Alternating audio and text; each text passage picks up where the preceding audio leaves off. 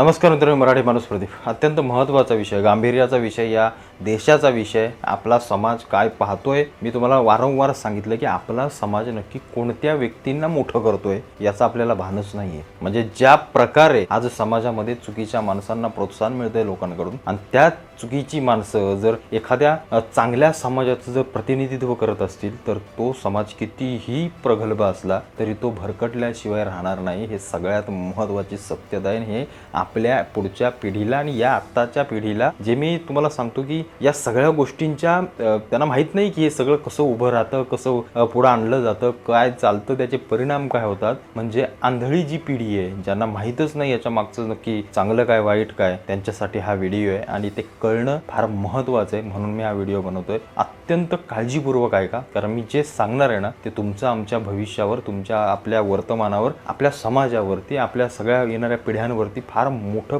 परिणाम करणारी ही सगळी गोष्ट आहे. प्रश्न मी तुम्हाला माझ्या थंबनेलला सांगितलंय की नक्की मी या दोन स्त्रिया आहेत आपल्या देशातल्या, त्यांचे मी फोटो लावलेत. का लावलेत, कशासाठी लावलेत ते तुम्हाला तर सांगायची काही गरज नाहीये. एकीकडे आहे आत्ताच ऑलिम्पिकमध्ये मेडल मिळवलेली आपली मनू भाकेर, आणि उत्तम कामगिरी केली त्यांनी. ती ज्या प्रकारे देशाला तिनं जगासमोर मला असं वाटतं प्रदर्शित केलं आणि सांगून दिलं की मी या देशातून येते. भारत नावाचा देश आहे, म्हणजे जगाला जगाच्या सगळ्या जेवढेही देश आहेत त्या सगळ्या देशांना तिनं सांगण्यासाठी भाग पाडलं की मी या भारत देशाची एक प्रतिनिधित्व म्हणून या खेळासाठी मी इथपर्यंत आले. आणि सगळ्या जगानं त्याची दखल घेतली. आपोआपच आपल्या देशाचं नाव मोठं झालं, आपल्या भारताचं नाव मोठं झालं. सगळ्यांच्या नजरा आपल्या भारतावर खेळल्या की बाबा कोण ही मुलगी या भारत देशातून आले, म्हणजे भारत कोणतरी आहे, काहीतरी आहे, असं नावच आहे आपल्या देशाचं, नाही असं नाहीये. पण कुठेतरी जेव्हा आपण जगाच्या समोर प्रतिनिधित्व करतो ना तेव्हा आपसुकच आपलं नाव, आपल्या देशाचं नाव आपण सोबत घेऊन मोठे होत असतो. ही झाली एका बाजूची गोष्ट. दुसऱ्या बाजूला मी एक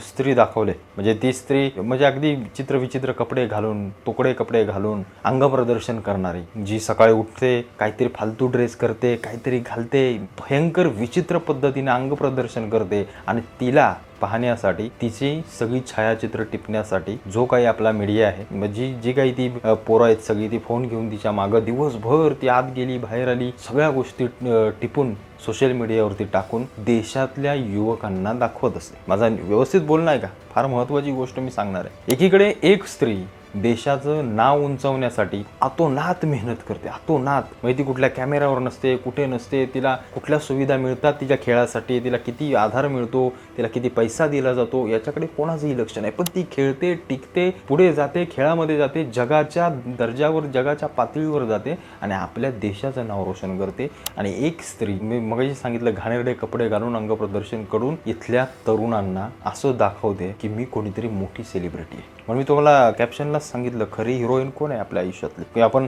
खरी हिरोईन कोणाला समजतोय हे आपल्या पिढीला आपल्याला स्पष्ट केलं पाहिजे एकदा. कारण ज्या प्रकारे आपल्याला जे दिसतंय, आपल्याला जे दाखवलं जातंय, आपले तरुण, आपली पिढी, आपला समाज त्यालाच इन्फ्लुअन्स होतोय. तुम्ही जे इन्फ्लुएन्सर म्हणताय ना त्यालाच इन्फ्लुअन्स होतोय. मग जेव्हा या सगळ्या गोष्टी पाहत असताना समाज जेव्हा उठतो आणि म्हणतो ना की या देशामध्ये चांगल्या लोकांची कमी आहे, या देशामध्ये चांगले लोक उभे राहत नाहीत, या देशामध्ये, म्हणजे ऑलिम्पिकचा सारखा गेम, म्हणजे आज अमेरिकासारखं जर मला असं वाटतं देश जर 300 गोल्ड मेडल जिंकत असेल, आपला भारत देश 1 आणि 2 आणि कधी कधी जिंकतही नसेल, मग आपला समाज उठतो आणि सांगतो अरे काय, आपल्या देशाची सगळी व्यवस्थाच घाणेरडी आहे, आपल्या देशाचे राजकारणच घाणेरडे आहे. राजकारण आणि व्यवस्था घाणेरडी असेल नसेल त्याच्याबद्दल इतक्या खोलामध्ये जाण्यात अर्थ नाही. पण सगळ्यात महत्त्वाची घाणेरडी व्यवस्था आहे ती म्हणजे आपली सामाजिक व्यवस्था. आपली सामाजिक व्यवस्था, एक समाज म्हणून, एक आपण माणसं म्हणून कोणाला मोठं करतोय. मी तुम्हाला पहिल्याच वाक्यात सांगितलं, तुम्ही कोणाला पाठिंबा देताय, तुम्ही कोणाच्या मागे उभे राहताय, हे सगळ्यात महत्त्वाची गोष्ट आहे. कारण आम्ही जर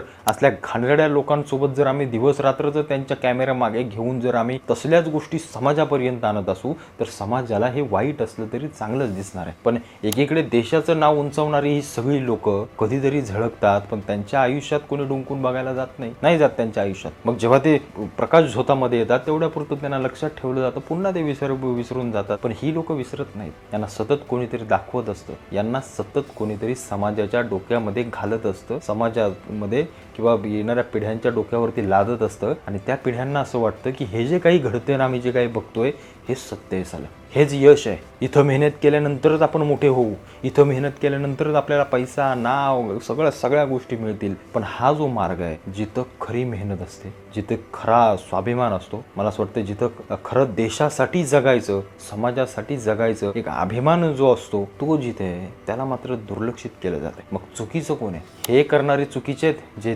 घाणेरडे कपडे घालून कुठेतरी अंगप्रदर्शन करून समाजाची दिशाभूल करणारे, कुठेतरी समाजाला दिशा दाखवणारे चुकीचे आहेत. की समाज म्हणून आपण या दोघांकडे ज्या नजरेने पाहतोय, ही दोघं म्हणजे समाज म्हणून आपण चुकीचे आहोत, या सगळ्या गोष्टी अनेक प्रश्न निर्माण करतात. आणि म्हणून मी तुम्हाला सांगतो ज्या दिवशी आपण समाज म्हणून चांगल्या लोकांना पाठिंबा द्यायचं सोडू ना, त्या दिवशी या देशामध्ये अराजकता आल्याशिवाय राहणार नाही. कारण ज्या दिवशी चांगली कामं करणाऱ्या लोकांना जर समाज म्हणून आपण पाठिंबा देत नसू, त्यांना जर प्रकाश स्वतः आणत नसू आणि नको त्या माणसांच्या मागे जर आम्ही फरफटत जात असू, तर काहीच वर्षांनंतर या देशामध्ये अराजकता पसरेल, सगळीकडे घाणीचं साम्राज्य निर्माण होईल. मी तुम्हाला घाणीचं साम्राज्य हा शब्द वापरला खास करून याच्यासाठी. आणि चांगली लोक या देशापासून दुरावली जातील.